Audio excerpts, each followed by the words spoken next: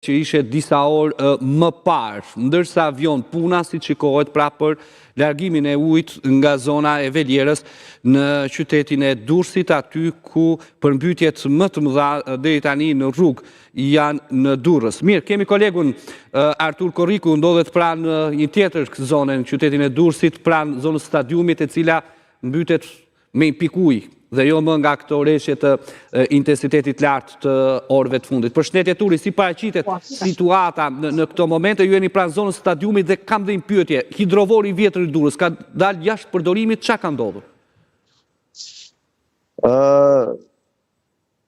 Kur jam unë është zona që të çon për ke tribuna kryesore e qytetit, e stadiumit falet të Durrësit, tashmë shiu ka një copë herë që ka pushuar, nuk bjen më me intensitet lartë, por janë pika sporadike dhe shpresoj që kështu të vazhdoj dhe që sapo shiu e pushoi intensitetin, me një herë filloi të duket dhe asfalti.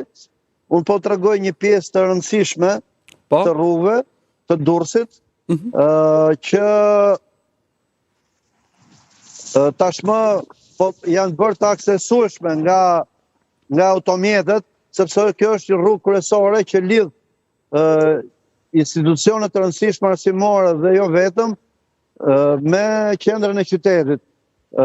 Automjetet e ulta kanë filluar dhe ato të vogla të qarkullojnë, por problematike mbeten, siç kemi thënë dhe më përpara, zona e Durrësit të Ri ose e Ishkënetës, lagja 15 Spital, zona e Nishtullës. E qartë. Si dhe në zona rurale të Manzës dhe të Katundit të Ri, të cilët kanë pranit madhe ujë, jo vetëm në tokat bujqësore, por dhe në oborret e qytetarëve. Deri tash nuk kemi dhëna të tjera për evakuim banorësh, përveç atyre që kemi raportuar më parë, dhe po ndjekim situatën në vazhdim për të parë edhe ndërhyrjen për të likuiduar gjithë këtë situatë që u krijua nga një shi që zgjati me orë të tëra, që rrallë mbahet mend të ndodhur në qytetin e Durrësit. Ndërkohë ende nuk kemi largim të ujit nga rrugët kryesore të qytetit? Ka filluar të largoja, po demonstroj rrugë të Durrësit, rrugë kryesore, kjo është rrugë kryesore, nuk e di. Po, shikoj. Shikoni, e kam thyer këtu. Kjo është rrugë kryesore, është rruga që lidh qendrën me zonën e spitalës, pra me drejtorinë e policisë Durrësit, me stadiumin, me spitalin rajonal të qytetit dhe me varrezat publike të qytetit të Durrësit. Pra është një zonë tepër e rëndësishme dhe që ka filluar të ujiti të largohet dhe gjithnjë më tepër të rritet sipërfaqja e asfaltit, siç duket edhe nga pamjet që unë po demonstroj nëpërmjet celularit. Por ka ende rrugë të tjera që janë problematike dhe që do të duhet dhe ndërhyrja e mjeteve e pompave thithëse për t'liruar, sepse ka nëpër garazhe dhe nëpër objekte të cilat e kanë si të vështirë që ujiti të largohet nëpërmjet kanaleve kulluese ekzistuese. Pra don dhe një ndihmës, një mes nga mjetet e tjera.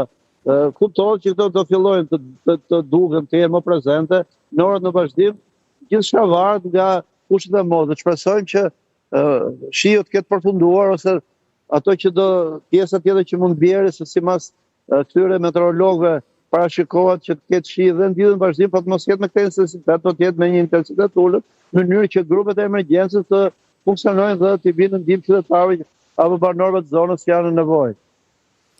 E qartë, mirë Turi, ne do t'jemi sërish, teksa po na përcjellin informacionet dhe pamjet, qëndrojmë në Durrës, pas pak do t'jemi edhe me kolegun Sokoldema nga një tjetër kryqëzim apo rrugë të qytetit, ashtu siç edhe kolegu ynë Artur Korriku ndodhet në terren teksa na përcjell informacionet dhe pamjet. Kjo është zona e Velierës, pranë asaj që njihet si Volga në Durrës, dhe siç shikohet nga këto pamje, kemi këtë situatë të krijuar në zonën e Velierës. Pothuajse të gjitha